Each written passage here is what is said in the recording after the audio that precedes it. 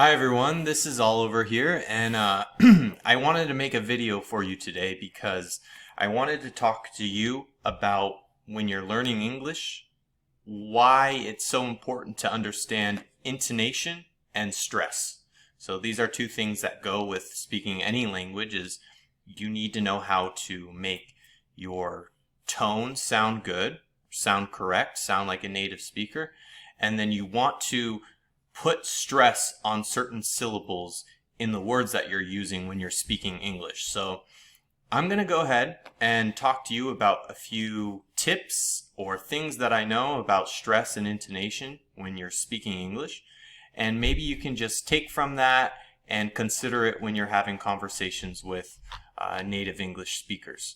So like I said, one of the crucial things to sound like a native speaker is the intonation and stress. In addition to all the words and vocabulary words that you're going to use and the grammar that you employ in your sentences and so on, so on. So learning the correct intonation will help you sound more natural, and you'll be able to convey your emotions and the meaning of what you want to say much more effectively. So what is intonation and stress?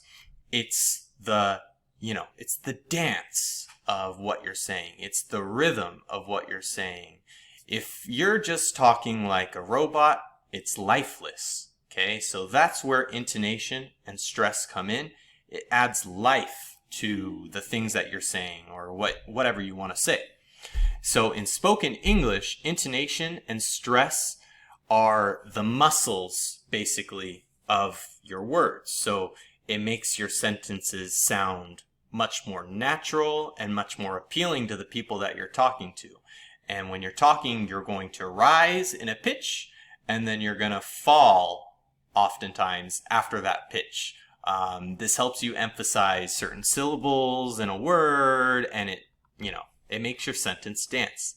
So oftentimes you can have intonation and stress used and played with differently in the same exact sentence. For example, if I say, for example, to you, "Are you coming to the party?" "Are you coming to the party?"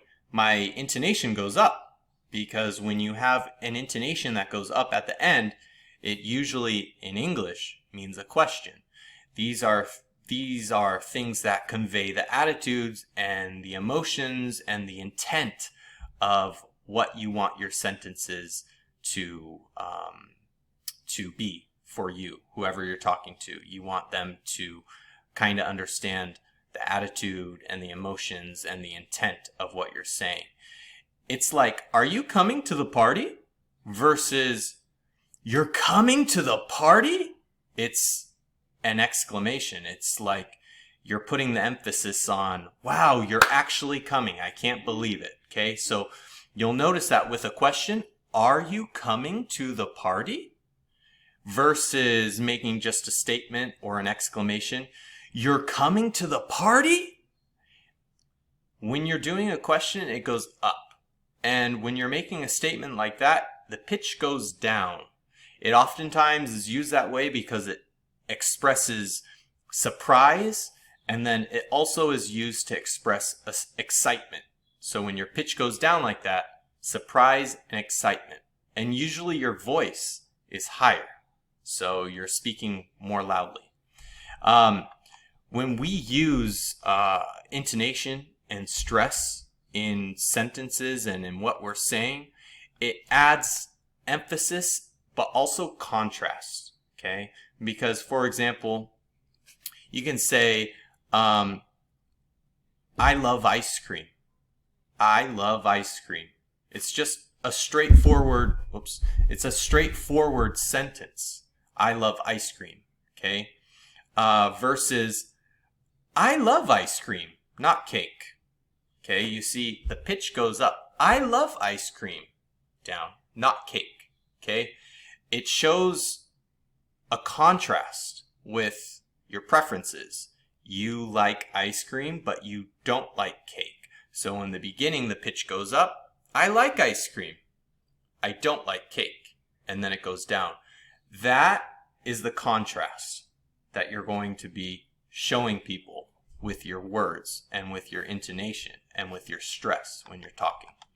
We use it to express our feelings about things, because when you're doing a comparison, compare and contrast something, these are used to express your feelings about something. So you can say, I can't believe you did that. I can't believe you did that. It's a pitch that goes down, and you can say it loudly. I can't believe you did that.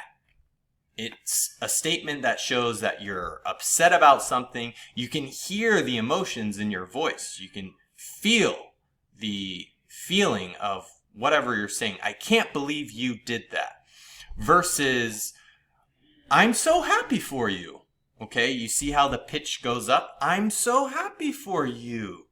Okay, it kind of goes up, and a rising pitch usually means that you're happy, or you're happy about something. Whereas a falling pitch, like in my first example, I can't believe you did that. It's a intonation that expresses disbelief or shock about something.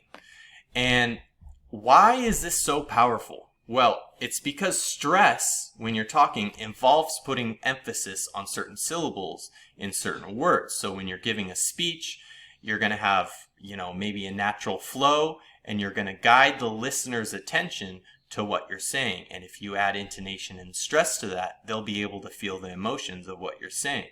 So there's words, for example, every word has stress.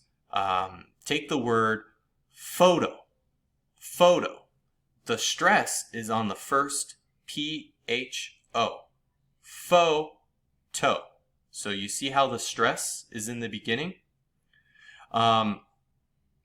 Think about the word photograph. Okay, photograph. Okay, you see how the stress is on the T-O? Photograph. Okay, photograph. And when we say it fast, it's photograph. Okay, you can hear the stress in the middle of that word on the T-O. Photograph. Okay, photograph. So, stress in sentences. Stress in sentences is used when you want to really emphasize a part of that sentence, how you feel, for example. I love watching movies. I love watching movies, for example. You hear the emphasis on the word love? That puts emotions and feeling into that word. So the person who's going to be listening to you, they know that, wow, you must really, really love watching movies, because it conveys a sort of passion for movies when you put the emphasis there. And there's also other words that require intonation and stress. These are content words, and they're also function words. So you can have the verb, for example, to want to. Okay, to want to. Say, for example, you don't want to do something, like she doesn't want to go. She doesn't want to go. You hear how the stress is on doesn't and then to. She doesn't want to go. Okay, so you can hear that. The feelings of that sort of sentence convey, okay, you know what? She doesn't want to go. Leave her alone. We'll just continue. It highlights important information by putting the stress on those words, doesn't and to. And you can use this with really any words in any part of the sentence, okay? For example, you can have the same sentence like I used before. I love ice cream, for example. Or, I love ice cream, okay? It's almost like when you put the emphasis on the ice cream, it's like shocking to you. It's a surprise to you that you love ice cream, okay? So this is kind of why these sorts of things with stress and intonation come into such a big play when you're speaking English. And it all matters. It all matters because when you're speaking to a native speaker, you want to sound more natural. And so when you're using correct intonation and you're using the stress in your words intuitively, you're going to sound much more native-like, and you're going to be able to express and convey the meaning of specific words, clarify your message, emphasize the parts of the message that you want to have no misunderstandings about, and then engage the people that are listening to you. Engage your listeners by using the proper intonation and adding emotions and adding enthusiasm and just captivating your audience. So there's a lot of different tips and tricks that I would recommend for you to use in order to get better at this. For example, one of the things that I do when I'm learning a new language or I'm looking to speak a certain way is I'll watch on YouTube different videos, or I'll watch on TV different videos, and I'll listen, and then I'll imitate that person who's speaking whatever language.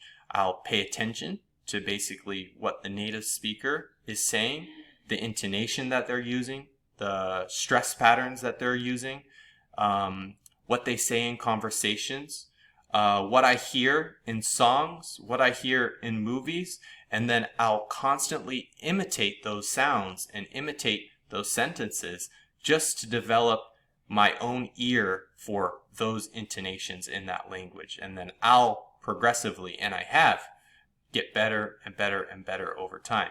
Another way that I do this is by getting out my phone like this, and then I'll record myself speaking.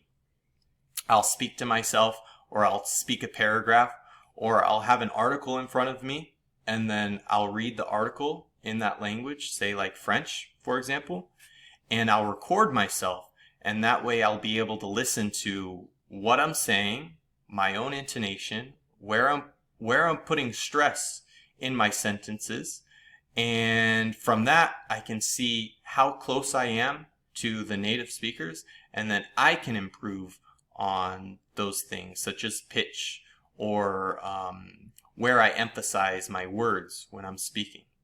And when I speak, I try and use colloquial phrases. I did make a video about this, about slang words and colloquial phrases. You are going to want to learn those for sure and figure out where to put the stress on those words, because oftentimes they have to be stressed too. So when you're using common slang and idiomatic expressions in informal conversations, you're going to want to try and use those colloquial phrases too and put the stress in the right places. And you can do this, by the way, you can practice all of this is by reading out loud, okay? Read out loud. Read to somebody and then ask them maybe, hey, can you hear that I have an accent? Can you hear where I'm making a mistake? Where do you think I can correct myself? How do you think I can sound better? These are the sorts of questions that you can ask somebody. And you can do it simply by just taking out an article, reading a story, make your own dialogues, and just pay attention to how your stress and your intonation sound. And I learned something from a friend of mine who is not a native English speaker, but wow, she speaks English so well. She told me this trick, and I'll never forget. She said, try using tongue twisters. Try learning all the tongue twisters that you can and practice speaking those over and over and over again, because tongue twisters, although, yeah, they're made to make you sound funny, and they're not like something natural that you would say in a conversation, but they do work the muscles in your mouth and in your throat to get to a place where when you make those sounds, it comes much more naturally. So it's not just something that you can do for laughs, but it's also something that you can use to help practice your pronunciation, your stress, your emphasis, and your tone. So let's go ahead and make a conclusion about this, okay? There's different things that you can say, and emphasis goes on different parts of a sentence. And oftentimes when you have a pitch that goes up, it can mean like you're asking a question. Or if you have a pitch that goes up like, I can't believe it's already Friday. It's the sort of thing that when you hear it, you know that they're expressing surprise or they're expressing excitement about the arrival of Friday, okay? Or you're coming to the party? It's a way of saying, hey, are you going to come to the party? By putting the tone up at the end, you're making a question, and so the listener knows that you're asking a question in that case. In any case, if you have the pitch that goes up on the end like that, and in that context, you kind of will know automatically that it's a question. She's a doctor, you know. Obviously, we're asking a question because the pitch at the end goes up. Or, I'm so happy for you. It's like a rising pitch. I'm so happy for you. And then it kind of keeps on going. That is used to express like surprise, and it conveys a general feeling of joy and enthusiasm for somebody's news. You can play with emphasis, or you can play with stress. Stress, if you really want to emphasize something, is you can do something like this. So take the sentence, I really enjoyed the movie, and put the emphasis, put the stress on the word really, okay? I really enjoyed the movie, okay? Emphasize your level of enjoyment by saying, I really enjoyed that movie. Or, I want to go to the beach. I want to go to the beach. Okay, you see how the emphasis is on the word to go. I want to go to the beach. Okay, so you'll hear the emphasis on to go. That means that they really do have a desire to go visit the beach. They really have a desire to go. Okay, so go ahead and play around with that. You can put the emphasis anywhere. Sentences and rhythm, you're going to have to practice that. And I would say just have fun with it. And oftentimes you'll have the same word. This is one of the most complicated things. You'll have the same word, but it has a different sound, or the stress is different. For example, close versus close. Okay? You see how the stress is different? Close, close. Okay? Like, it is close to me, and then close the door. So those are words that have completely different meanings, and you can hear the difference, but they are spelled the same. You have other words like that, especially when it comes to the differences between regions. For example, you'll have American English versus British English, and an American might emphasize, water. We say water, and in Britain they say water. So the emphasis is much more on the T, I hear, and you're going to come across things like that all the time. So most importantly is when you are learning English, you got to just have fun with it. And I highly recommend imitating the things that you hear on TV and movies, and to find a speaker that you really, really, really enjoy listening to, and you really like their accent, and you really like their pronunciation, and stick with them. And then try repeating everything that they say with the correct intonation, stress, emphasis, everything. Okay? So these are some tips that I have for you to practice speaking English. I hope this helps. And definitely, I'll see you in the next video. Bye. Take care.